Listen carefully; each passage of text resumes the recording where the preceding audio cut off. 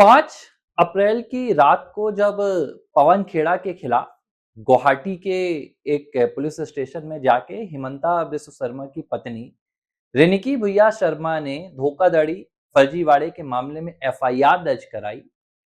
तो पवन खेड़ा 6 अप्रैल को दिल्ली में नजर आए और कुछ ही घंटों में दिल्ली छोड़कर भाग गए और सीधे फरारी काटने के लिए हैदराबाद चले गए, तेलंगाना चले गए। तेलंगाना से पवन खेड़ा तब तक नहीं लौटे जब तक कि उन्हें सुप्रीम कोर्ट से जो जमानत होती है, अंतरिम जमानत, वो नहीं मिल गई।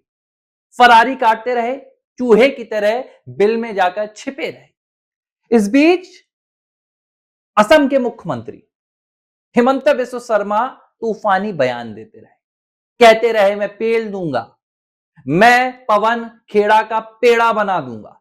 गुवाहाटी की पुलिस उनको उनकी आखिरी रात भी जिंदगी की पुलिस स्टेशन में जेल के भीतर कटवाएगी। बड़ी बड़ी बातें हुई, लेकिन 4 मई आई, नतीजे आए।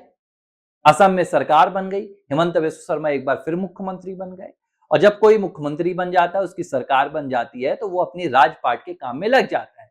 फिर ये इस तरह की बातें कि मैं इसको ये कर दूंगा, वो कर दूंगा, ये सारी बातें खत्म हो जाती है। ऐसा पवन खेड़ा वाले मामले में देखकर लग गया। जो भाजपा पवन खेड़ा को ऐसा लग रहा था कि भूखे शेर की तरह ढूंढ रही है, 4 मई के बाद सबको ही भाजपा के तमाम मुख्यमंत्री, प्रवक्ता, वक्ता पवन खेड़ा को भूल गए। हाँ, एक बार जरूर हुआ, 12 मई 13 मई को पवन खेड़ा को गुवाहाटी बुलाकर जनता को दिखाया गया, जनता को बेवकूफ बनाया गया कि देखो हमने ना चुनाव जीतने के बाद अपना वादा निभा रहे हैं, पवन खेड़ा को उसकी गुनाहों की सजा दे रहे हैं, क्योंकि हमने तो इसी के नाम पे आपसे वोट मांगे थे कि देखो पवन खेड़ा ने हमारी पत्नी के खिलाफ बोल दिया, पवन खेड़ा ने एक नॉन पॉलिटिकल विमेन के खिलाफ देखो इतने एलिगेशंस लगा दिए, कितनी गंदी पार्टी है कांग्रेस, हमने तो यही कहकर वोट मांगा था। अब बात आई कि पवन खेड़ा को सजा कौन दे, तो हमने 2 बार आपको बुलाकर भी दिखा दी कि देखिए क्राइम ब्रांच के दफ्तर में हमने पवन खेड़ा को 17-17 घंटे, 8-8 घंटे हमने बैठाया।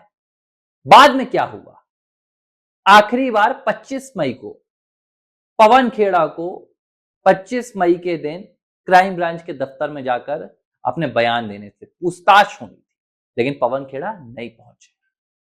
रणदीप सुरजेवाला को बुलाया गया, रणदीप सुरजेवाला भी नहीं पहुंचे। कुछ दिन बाद खबर आती है पवन खेड़ा की तपस्या पूरी हो गई और पवन खेड़ा सीधे पहुंच गए देश के उच्च सदन। जिसे जाना था जेल, जिसे जाना था सलाखों के पीछे, भाजपा की इस लापरवाही ने, और मैं कहूंगा कि सीधे एक्शन ना लेने की कमजोरी ने पवन खेड़ा को पहुंचा दिया राज्यसभा। राज्यसभा पहुंचने के बाद अब पवन खेड़ा का असली चेहरा सामने आया, और यही पवन खेड़ा जो कल तक अपनी फरारी काट रहे थे, अब वो प्रधानमंत्री नरेंद्र मोदी से लेकर देश के गृह मंत्री अमित शाह, रक्षा मंत्री राजनाथ सिंह से लेकर योगी आदित्यनाथ समेत भाजपा के करोड़ों कार्यकर्ताओं को खुलेआम कैमरे के सामने धमकी देते हुए पाए गए। क्या धमकी दी है पता है आपको? पवन खेड़ा ने धमकी दी है कि एक बार हमारी सरकार आ जाने दो, एक बार केंद्र में कांग्रेस की सरकार बन जाने दो, इसके बाद हम ऐसी इमरजेंसी लाएंगे देश में, इन्हें ऐसी इमरजेंसी की याद दिलाएंगे ना कि बीजेपी वाले अपने अपने घरों से अकेले नहीं निकल पाएंगे, इन्हें सिक्योरिटी लेके चलनी होगी। यह बयान किसी आतंकवादी का नहीं है, माफ कीजिएगा, यह बयान किसी लुच्चे लफंगे का नहीं है, किसी गुंडे का नहीं है, माफिया का नहीं है। यह बयान है कांग्रेस के लिए राज्यसभा जाने वाले पवन खेड़ा का। अब भाजपा का ये कह रहे हैं कि भाजपा वालों को, तो भाजपा में तो प्रधानमंत्री नरेंद्र मोदी भी आते हैं, गृह मंत्री अमित शाह भी आते हैं, योगी आदित्यनाथ, राजनाथ सिंह, नितिन नवीन राष्ट्रीय अध्यक्ष। पवन खेड़ा ने तो पूरी भाजपा को गाली दे दी, पूरी भाजपा को धमका दिया। बावजूद इसके शर्म आनी चाहिए मुझे लगता है कि भारतीय जनता पार्टी के लीगल सेल के लोगों को, कि वो पवन खेड़ा के खिलाफ अब तक कोई एक्शन नहीं ले पाए। मैं देख रहा हूं कई जगह कहा जा रहा है कि पवन खेड़ा ने ना ये गाली भाजपा को नहीं, ये धमकी भाजपाइयों को नहीं, ये धमकी दी है हिंदुओं को। हिंदुओं को धमकी नहीं दी है, हर भाजपाई हिंदू नहीं है, ये मत कहिए, हिंदू अलग हैं, इस तरह की बातें मत कीजिए कि आपके ऊपर लांछन लग रहा है, आप कमजोर हैं, तो आप इसको उठाकर हिंदुओं के ऊपर डाल रहे हैं। ये धमकी आपको मिली, लेकिन आप अभी भी पवन खेड़ा के खिलाफ कुछ नहीं कर पा रहे। और ये सिर्फ पवन खेड़ा की बात नहीं है, ये राजनीति में मैं देख रहा हूं भारतीय जनता पार्टी की ओर से एक्शन लेने के मामले में। मैं ये नहीं कह रहा कि भाजपा काम अच्छा नहीं कर रही, देश में काम अच्छा हो, जो योजनाएं हैं वो अच्छी चल रही हैं, देश में विकास भी हो रहा है, देश की जो हमारी सिक्योरिटी है वो भी अच्छी है। कहीं पर भी मुझे बहुत ज्यादा, ठीक है सरकार चलती है, थोड़ा ऊपर नीचे होता है, जनता परेशान भी होती है, जाहिर सी बात है कि सब दिन सुख नहीं होंगे, सब दिन आपके दुख नहीं होंगे, उसी तरह से ये सरकार चल रही है।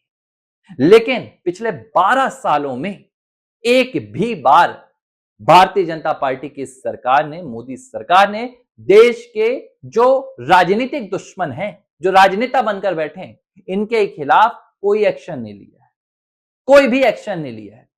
बड़ी बड़ी बातें हुई थी 14 से पहले, जेल में डाल देंगे, ये करेंगे, वो करेंगे, सारी बातें निरर्थक साबित हो गई।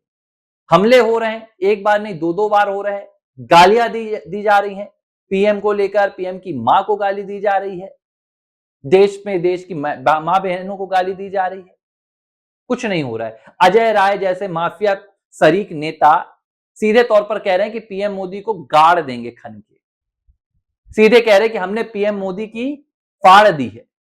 उनको पीएम मोदी बधाइयां दे रहे हैं भाई जन्मदिन की, उनका स्वास्थ्य जान रहे हैं।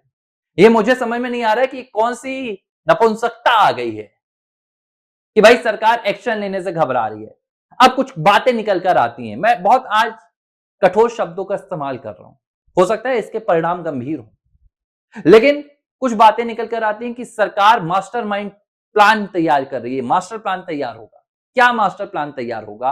एक छुटभैया नेता जो कल तक दिल्ली के एक पूर्व मुख्यमंत्री की फाइल्स लेकर घूमता था, अगर वो आज दुनिया के सबसे बड़े राजनीतिक संगठन को ये धमकी देता है, ये खड़े होकर कहता है कि भाजपा वाले कल अपने घर से जब हमारी सरकार आ जाएगी अकेले नहीं निकल पाएंगे, तो क्या मतलब हुआ बंगाल जीतने का?